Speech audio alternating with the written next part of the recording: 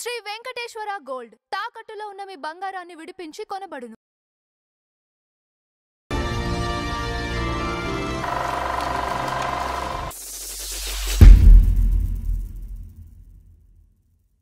నమస్కారం నందం హరిచంద్రరావు గారు. నమస్కారం అంజుబాబు గారు. మనకి విలన్ క్యారెక్టర్ అంటే మంచి కండలు, ఏది మొత్తం ఇక్కడేమో అరుపులు మచ్చలు రకరకాలు చూస్తూ ఉంటాం కదా, మేసాలను లేకపోతే స్కార్ఫ్లు. విలన్ అంటే అదే రూపంలో ఉండాల్సిన అవసరం మైండ్ తోటి కూడా ద్రోహం చేయొచ్చు, మైండ్ తో కూడా ద్రోహం చేయొచ్చు, బాగా బ్రహ్మాండంగా ఏది హ్యాండ్సమ్ గా కూడా ఉండొచ్చు విలను అనేది అని నిరూపించిన వ్యక్తి రావు గోపాలరావు గారు. చాలా కరెక్ట్, పర్ఫెక్ట్, విలక్షణమైన నటన. అండ్ ఇంకోటి రాఘగోపాలరావు గారిలో చెప్పుకోదగింది, ఇప్పుడు డైలాగ్ డెలివరీ కొంతమంది విలన్స్ అరుస్తారు, షౌట్ చేస్తారు. ఈ నెలగా స్లో పాయిజన్, చాలా సింపుల్, చాలా సింపుల్, ఏం లేదు, స్లో పాయిజన్ డెలివరీ. అవును, అంతకంటే అయ్యా అది. సో ఆయన పాజిటివ్ చేశారు, నెగిటివ్ క్యారెక్టర్ చేశారు, చాలా ఫాదర్ క్యారెక్టర్ కూడా చేశారు. మా దాంట్లోనే ఫాదర్ క్యారెక్టర్ చేశారు కటకట సినిమాలో. గురువు గారి సినిమాల్లో బాగా ఆయన రాసే డైలాగులు అంటే చాలా ఇష్టం ఎవరికి, రాఘగోపాలరావు. తర్వాత రాఘవేంద్రరావు గారి క్యారెక్టర్స్ అంటే ఇష్టం. ఇద్దరు దర్శకుల దగ్గర బాపు గారిది మర్చిపోలేం, ముత్యాల ముగ్గు, భక్త కన్నప్ప, ఏమండి ఇలాంటి సినిమాలన్నీ చేశారు ఆయన. ముఖ్యంగా కాంబినేషన్ లో వచ్చేసరికల్లా మళ్ళీ రాఘగోపాలరావు గారు, అల్లు రామలింగ గారు, సత్యనారాయణ గారు కూడా. గారు అవును అవును, మా దాంట్లోనే ముగ్గురు కలిసి చేశారు మా సర్దార్ పాపారాయుడు సినిమాలో. ఏమండి ఇలాగా అందరికి డిఫరెంట్ గా వచ్చిన నటుడు ఆయన రాఘగోపాలరావు గారు 1937లో కాకినాడ దగ్గర ఉన్న గంగనాపల్లిలో జన్మించారు. గంగనాపల్లిలో జన్మించారు ఆయన. కాకినాడకి దగ్గర ఒక 3-4 కిలోమీటర్లో కాకినాడకి ఉంటుంది, అది నాకు తెలుసు. ఆ ఊరు కూడా వెళ్ళింది. చదువుకుంటూనే నాటకాలు బాగా ఇంట్రెస్ట్గా వేస్తూ ఉండేవారు. చదువు కూడా బాగానే చదువుకున్నారు ఆయన. ఈ కాకినాడే కాబట్టి ఆయన చదువు కూడా, ఎడ్యుకేషన్ కూడా బాగానే ఉంది. ఆయన బాగా నాలెడ్జ్ పర్సన్ రాఘగోపాలరావు గారు. దీంతోపాటు డీసెన్సీతో పాటు ఆ నాలెడ్జ్, ఆ ఎడ్యుకేషన్ వల్లే డీసెన్సీ కూడా వచ్చింది ఆయనకి. ఆ పర్సనాలిటీలో కూడా డీసెన్సీ వచ్చింది. ఏమండి ధన్యజీవులు అనే నాటకం వేస్తే దాంట్లో విపరీతమైన మంచి పేరు వచ్చిందంట. ఆ తర్వాత ఆయనకి పేటెంట్ అయిన ఇది, కొంతమందికి ఏమో కన్యాశుల్కంలో గిరీశం పాత్ర పేటెంట్ వస్తుంది. ఏది జేవి రమణమూర్తి గారికి, సోమయాజులు గారు లాంటి వాళ్ళు ఆ గిరీశం క్యారెక్టర్ బాగా వేసిన వాళ్ళు. ఈయనకి భవిటిపాటి రాధాకృష్ణ గారు రాసిన కీర్తిశేషులు అనే నాటకంలో మురార్ అనే పాత్ర హైలైట్ చేశారంట ఈయన పెర్ఫార్మెన్స్లో. మురార్ అనే పాత్రే ఈయనకి అసలు పేటెంట్. అంటే ఇక మురారి అంటే రాఘగోపాలరావు, రాఘగోపాలరావు అంటే మురారి, అంతటి ప్రతిభను కనబర్చారంట ఆయన. దీంట్లో కానీ నాటకాల్లో కూడా ఆ మాడ్యులేషన్ని హైలైట్ చేశారంట ఆయన. అదే నచ్చిందంట బాగా. నాటకాలు అనగానే అవురా అంటూ ఇది ఉంటుంది కదండి, అదేం లేదంట ఆయన. చాలా స్లోగా, తాపీ ధర్మారావు గారి లాగా తాపీ డైలాగ్ డెలివరీ ఇది, ఏమండి తాపీ విలనిజం, ఇవన్నీ వస్తాయి ఆయనకి.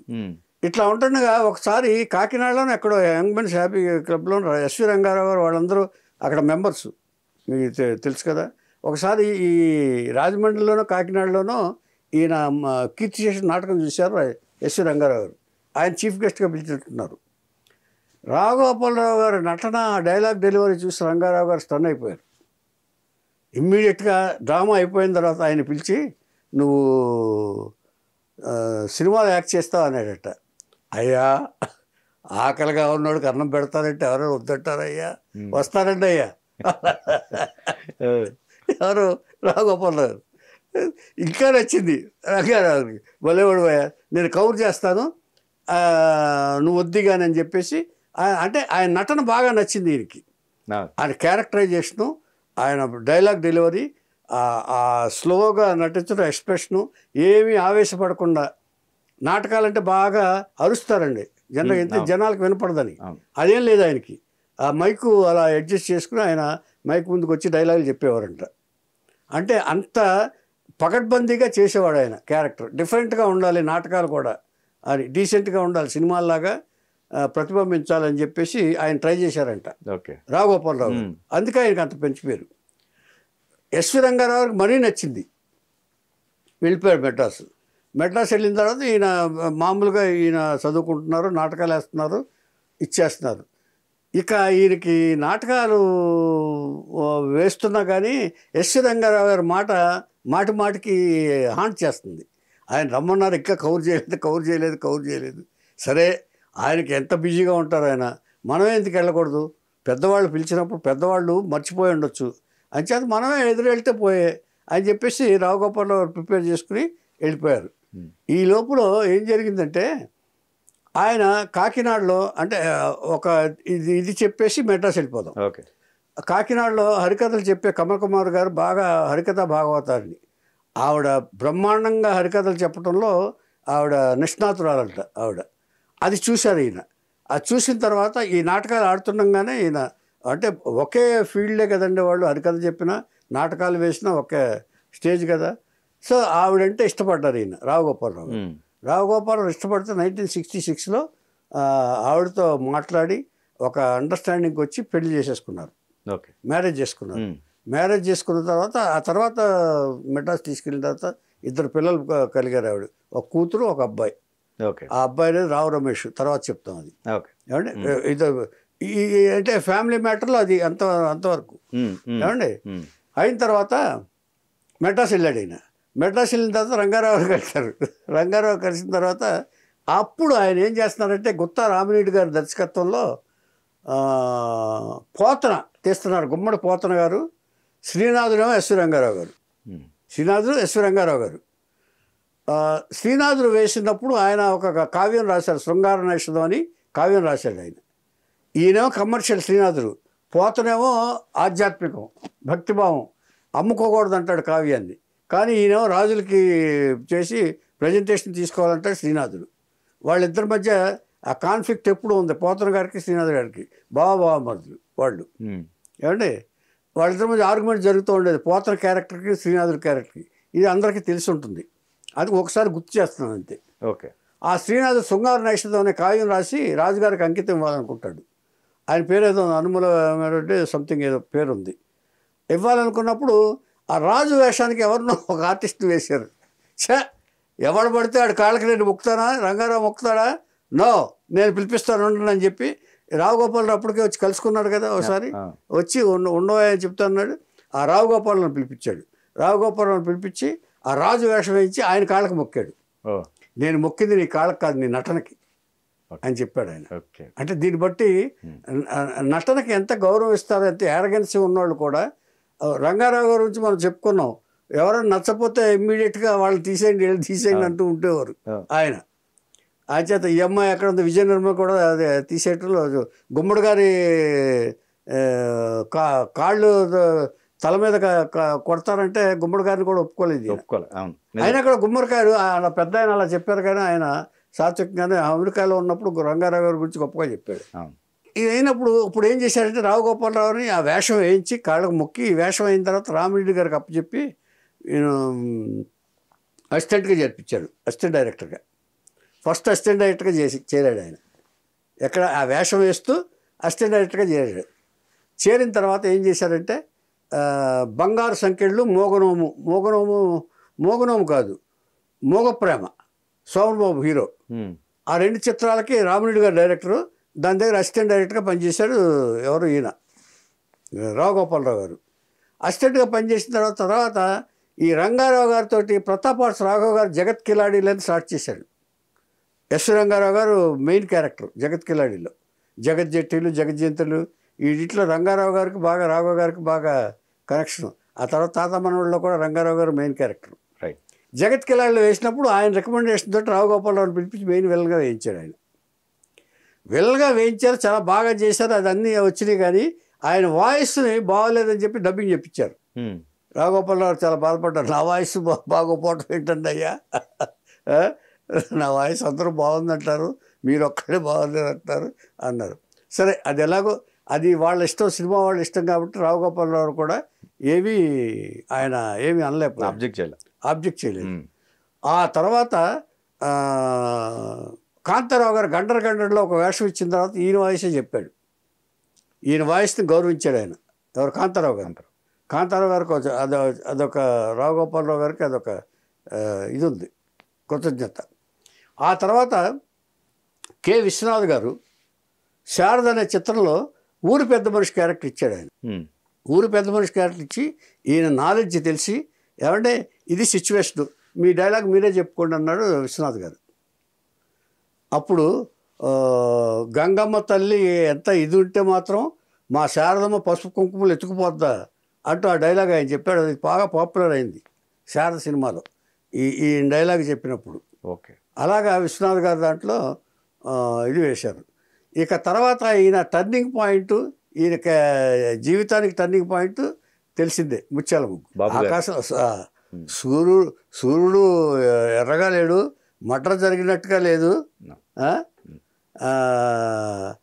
మనిషి అన్నాక కూర్చుంత కళాపోసన ఉండాలి, లేకపోతే మనిషికి గొడ్డుకి తేడా ఎట్టుంటుంది, తిందొంగుంటే మనిషికి గొడ్డుకి తేడా ఎట్టుంటుంది, అది డైలాగ్ ఒకటి. తర్వాత ఎరా ఇది నేను లెక్కెట్టక ముందు చెప్పాలి, అసలు నేను లెక్క ఎట్టుకోనని ఎడవ ఆలోచన, అంతే కదా, రే ఈ డిక్కీలో తొంగేసేయండి. ఇట్లాంటి డైలాగ్స్లో ఆయన బాగా పాపులర్ అయ్యి అసలు దాన్ని అన్ఎక్స్పెక్టెడ్ టర్న్ అయింది రావు గోపాలరావు జీవితంలో. ఇక ఆయన వెనక్కి తిరిగి చూసుకోవాలి. ఇక అగ్ర దర్శకులందరూ రావు గోపాలరావు గారి ఆ పాలిష్డ్ విలనిజం అన్నారు, మీరు అన్నారు ఫస్ట్లో, పాలిష్డ్ విలనిజం తోటి డైలాగ్ స్లోగా అసలు ఏమీ ఆవేశపడకుండా, అదే చెప్పారుగా తాపిద్దాం విలనిజం ప్రదర్శిస్తూ ఒక కంటుతోటి ఒక డైలాగ్ తోటి విలనిజాన్ని చూపించి చాలా చిత్రంలో వేశారు. అలాగే ఇక రాఘవేంద్రరావు గారికి క్యారెక్టర్ అయితే చెప్పక్కర్లేదు, డిఫరెంట్ క్యారెక్టర్లు. సత్యనారాయణ రావు గోపాలరావు తండ్రి కొడుకులుగా, తర్వాత అల్లురామలింగయ్య సత్యనారాయణ ఈయన కాంబినేషను, అల్లురామలింగ రావు గోపాలరావు గారి కాంబినేషన్లో వీళ్ళిద్దరు డైలాగులు ఇవి బాగా ఇది వచ్చింది.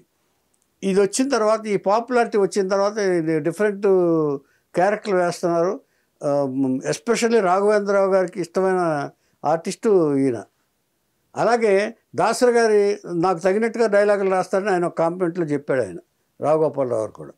ఆయన ఏదో నోట్లోంచి అలా వదిలేయచ్చు డైలాగులు, దాసరి గారు నా బాడీ లాంగ్వేజ్ తగినట్టు రాస్తారని చెప్పి ఒక దాంట్లో పెట్టుకున్నాడు.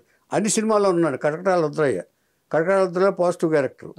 ఏమంటే రంగున్ రౌడీ విలను, కృష్ణరాజు తండ్రి దీంట్లో కూడా. ఏమండి తర్వాత బొబ్బిలి పులి, ఏమండి బొబ్బిలి పులిలో భానోజీరావు క్యారెక్టర్ తెలిసిందే మీకు. ఇలాగా ప్రతి సినిమాలోనూ రాఘవేంద్రరావు గారికి దాసరి గారికి పెర్మనెంట్ ఆర్టిస్ట్ అయిపోయారు రావు గోపాలరావు గారు. కొత్త క్యారెక్టర్ క్రియేట్ చేయటం మొదలుపెట్టారు వాళ్ళు.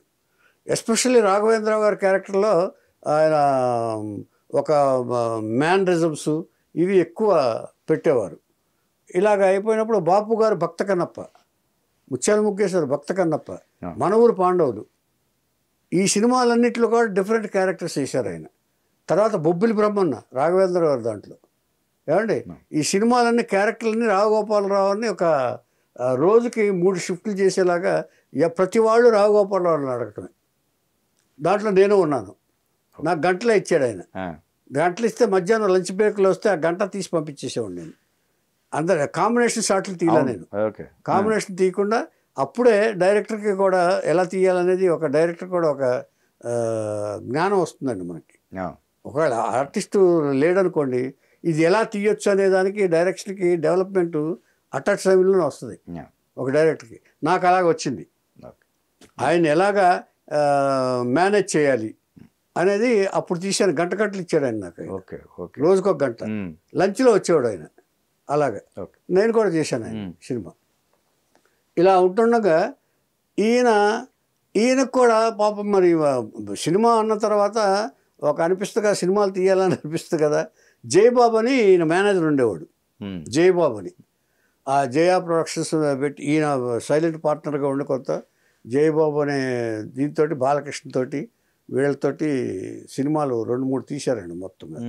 సినిమాలు తీసినప్పుడు మరి ఆ బ్యాడ్ లక్కో ఏమిటో మరి అప్పుడు ఆర్థికంగా ఇచ్చేయాల. తర్వాత ఈ షిఫ్టులు చేసేటప్పుడు ఈయన హెల్త్ గురించి చాలా నెగ్లెక్ట్ చేశారండి అందరిలాగానే. ఇంచేతంటే ఒకవేళ వెళ్ళాలనుకున్నా కూడా ఎవరు వెళ్ళినవారు సార్. నిర్మాతలు వెనకాల పడుతుంటే ఏం చేస్తారో కొంచెం మొహమాటానికి పడతారు ఈయన.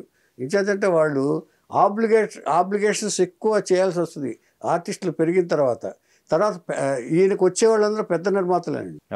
సపోజ్ మా వడ్డే రమేష్ ఉన్నాడు, రావుగోపాలరావు రండి అంటే కాదనలేడు ఆయన, రాఘవేంద్ర గారు రమ్మంటే కాదనలేరు, దాసరి గారు రమ్మంటే కాదనలేరు.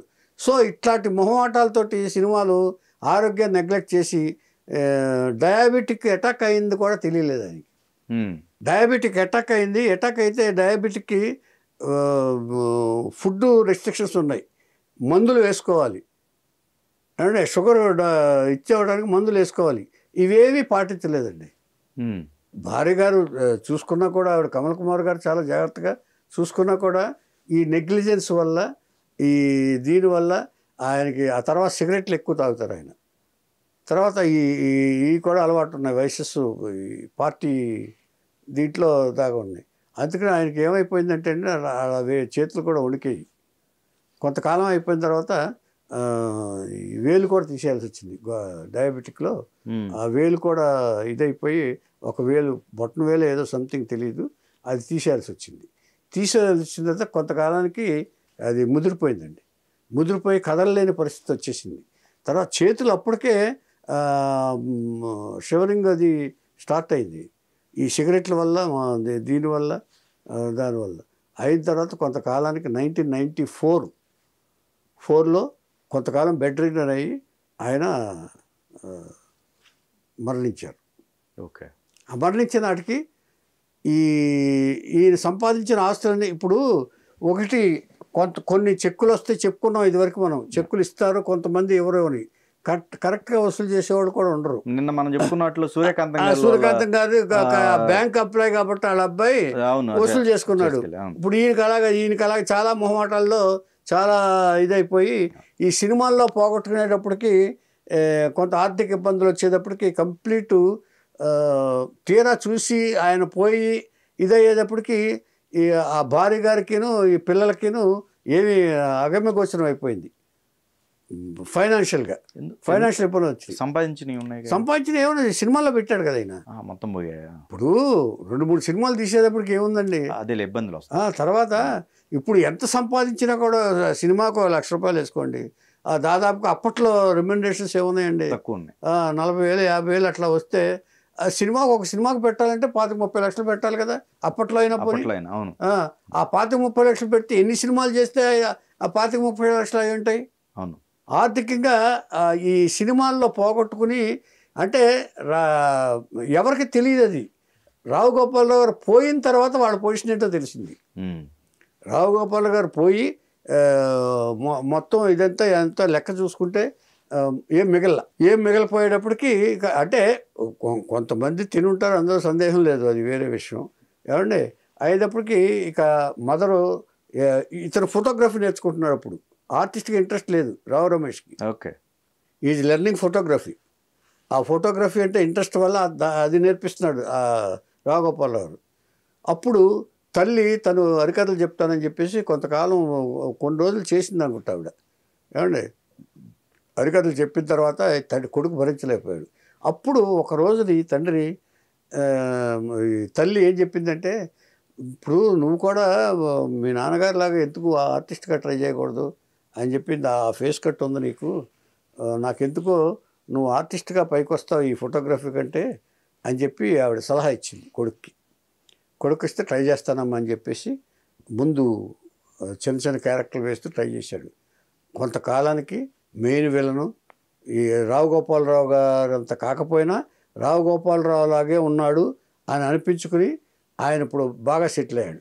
సెటిల్ అయిన తర్వాత ఫ్యామిలీని హ్యాపీగా చూసుకున్నాడు ఆయన. సో ఫైనాన్షియల్గా సెటిల్ అయ్యారు ముందు. ఎవరు ఈ క్యారెక్టర్ తోటి రావు రమేష్ గారికి మంచి పేరు వచ్చింది. తండ్రిలాగే ఉన్నాడు, తండ్రి మాడ్యులేషనే చేస్తున్నారు అని చెప్పేసి బాగా మంచి పేరు వచ్చింది. మ్యారేజ్ అయింది, అది అయిపోయింది. ఆ అమ్మాయికి చెల్లెలకి పెళ్లి చేశారు, అంతా అయిపోయింది. తల్లిగారు కూడా హ్యాపీ, కొడుకు ఇచ్చేస్తున్నాడు హ్యాపీలో. 2018లో ఆవిడ ఏజ్ని ఇచ్చే అనారోగ్యం వచ్చి ఆవిడ మరణించారు. ఇది టోటల్గా రావు గోపాలరావు గారి ఫ్యామిలీ కానీ రావు గోపాలరావు చరిత్ర. సో ఓవరాల్గా ఏంటంటే ఆయన ఏమీ బ్యాడ్ ఇదవ్వలేదు, అంత చాలామందిలాగా ఇదవ్వలేదు. కాకపోతే ఏంటంటే ఆయన సినిమాలు తీసి కొంత దెబ్బతిన్నారు తప్ప మరీ అంత బ్యాడ్ సిచ్యువేషన్లో పోలా ఆయన. బ్యాడ్ సిచ్యువేషన్లో పోవాలి, ఒక గౌరవప్రదంగానే జీవితాన్ని గడిపారు. వీళ్ళు కూడా గౌరవప్రదంగానే తమ జీవితాన్ని ఎక్కడ బయట పెట్టుకోకుండా మేము ఇలా అయిపోయాం పాడైపోయాం అని అనుకోకుండా వీళ్ళు కూడా కష్టపడి సంపాదించుకుని ఫ్యామిలీని నడిపించుకుని మళ్ళీ ఒక స్థాయికి వచ్చారు రావు రమేష్.